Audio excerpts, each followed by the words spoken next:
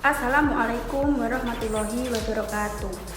Perkenalkan, nama saya Vivi Gesilanda, NIM A7101944 dari Program Studi Pendidikan Teknik Informatika kelas A semester 4 Universitas Muhammadiyah Surakarta.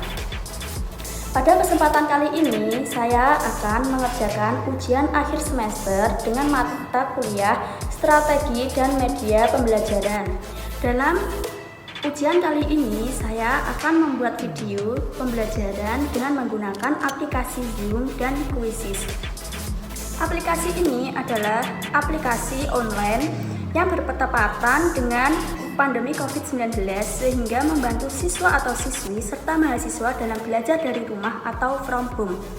Pada kesempatan kali ini, saya akan membagi dua sesi dalam menggunakan media Zoom, yaitu sesi pertama adalah pemaparan materi, sesi kedua yaitu evaluasi. Untuk pemaparan di sini, saya menggunakan PowerPoint untuk mempresentasikan dan untuk menyampaikan pada siswa atau siswi serta mahasiswa. Dan untuk sesi kedua, evaluasi, yaitu mahasiswa akan diberikan link dan kode untuk mengerjakan beberapa soal dari materi yang telah saya sampaikan, kemudian dikerjakan melalui aplikasi maupun web Quizzes. Alasan pemilihan strategi pembelajaran kali ini yaitu menurut saya sangatlah cocok, utamanya pada situasi saat ini, yaitu dengan study from home. Dengan kita menggunakan media online, sarana belajar untuk terus berproduktif dalam belajar. Untuk kelebihan dari media yang saat ini digunakan, yaitu media ini sangatlah mudah diakses dimanapun dan kapanpun kalian berada. Kedua, mahasiswa dapat belajar dimanapun dengan aplikasi itu juga. Siswa-siswi serta mahasiswa dapat lebih berproduktif saat belajar di rumah untuk mengembangkan ilmu, model belajarnya agar lebih semangat dan terus belajar lagi.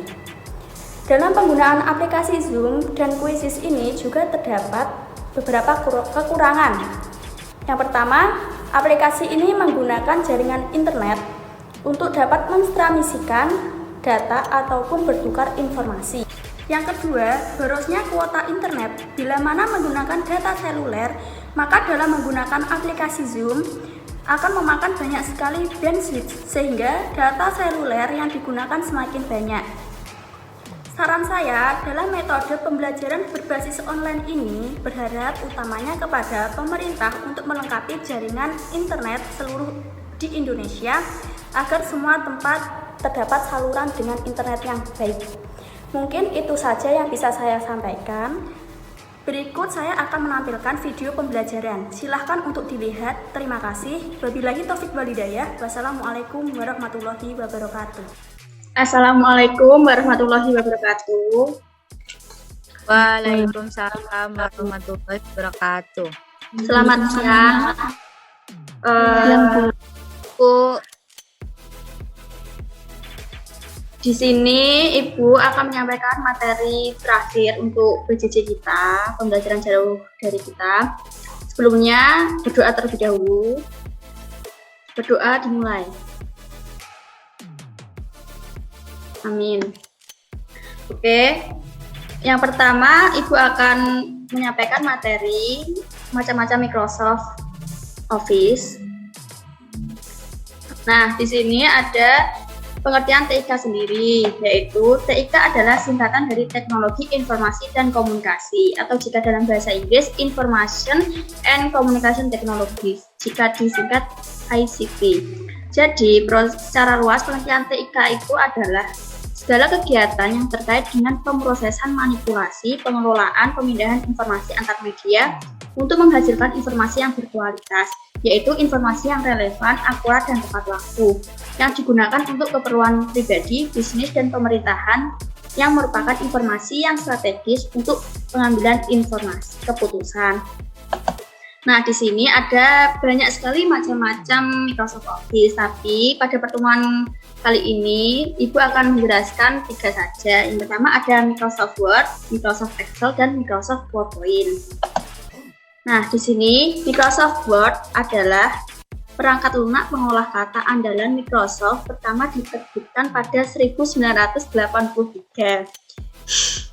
dengan nama multi-tool Word untuk Xiaomi.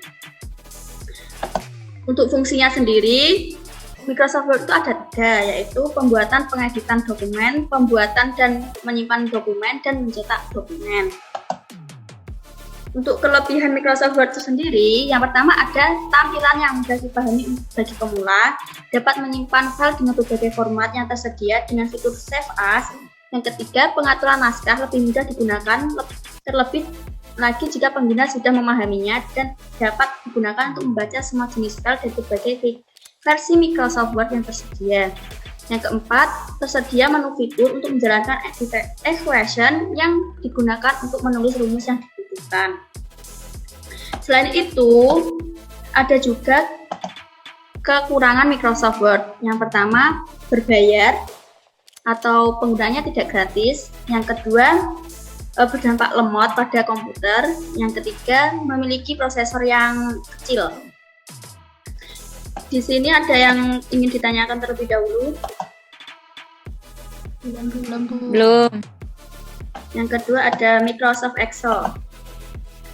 Nah, Microsoft Excel itu sendiri yaitu sebuah program aplikasi lembar kerja spreadsheet yang dibuat dan didistribusikan oleh Microsoft Corporation untuk sistem operasi Microsoft Windows dan Mac OS. Aplikasi ini memiliki fitur kalkulasi dan pembuatan grafik yang baik dengan menggunakan strategi marketing Microsoft yang agresif. Adapun fungsi Microsoft Excel yaitu kita lebih mudah untuk menghitung. Yang kedua, mempresentasikan data kita dengan bentuk grafik. Yang ketiga, mengirimkan data dengan bentuk tabel dan grafik. Nah, yang ketiga adalah kekurangan dan kelebihan Microsoft Excel. Yang pertama ada memori yang digunakan dalam komputer belum batas maksimal yang berlaku di Microsoft Windows. Sebelumnya hanya 1 megabit. Yang kedua, jumlah kondisi pada fasilitas format kondisional. Excel versi terbaru ini hanya dibatasi oleh kapasitas memori. Yang ketiga, membuat kolom baru yang berisi kategori dari sebuah kolom. Harus membuat rumus terlebih dahulu, seperti rumus matematika, logika, ataupun teks. Nah, yang terakhir ada Microsoft PowerPoint. Nah, di sini Microsoft PowerPoint adalah software yang dipakai untuk merancang bahan presentasi dalam bentuk slide. Menurut Susi Lana, PowerPoint merupakan program aplikasi presentasi dalam komputer. Nah, di sini ada fungsi Microsoft PowerPoint. Nah, yang pertama, kalian bisa mengatur materi yang hendak disampaikan. Yang kedua, membuat audiens lebih gampang memahami materi presentasi karena akan menampilkan poin-poin utama yang disuguhkan dalam bentuk slide. Yang ketiga, mempermudah dalam proses pembuatan, pengaturan, dan mencetak berbagai slide. Nah, yang keempat, membentuk penyajian materi lebih berkesan, apalagi jika pengguna menambahkan animasi-animasi di dalamnya.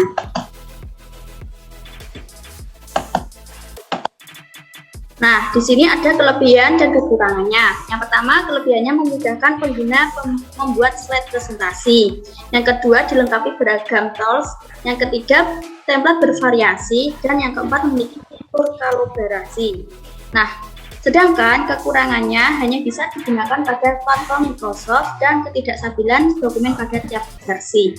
Nah, di akhir sini kalian akan saya berikan kuisis, nanti dikerjakan ya. Sebelum Ibu tutup, sebelum Ibu tutup, Ibu akan memberikan contoh Microsoft PowerPoint. Nah, di sini ada tampilannya. Apabila kalian akan mempraktekkan di PowerPoint, misalnya menulis strategi dan media pembelajaran TI, gitu ya. Nah, di sini kalian akan bisa mengubah desainnya. Misal template-nya seperti apa? Nah, kayak gini. Kayak gini, gitu. Nah, misal agar tulisannya cantik, kalian bisa menuju ke animasi. memilih. Nah, kayak gitu. Nah, bisa kan? Apabila bisa mempercantik slide-nya, bisa ya ini transition. Nah, bagus nggak? Bagus, Bu. Kalian Harus belajar ini. ya, kalian harus mempraktekkan sendiri ya. Ya, Bu. Nah, ini saja materi Ya, yang Bu. saya sampaikan. Kurang lebihnya minta maaf apabila ada salah kata. Wabillahi taufiq wal hidayah. Wassalamualaikum warahmatullahi wabarakatuh.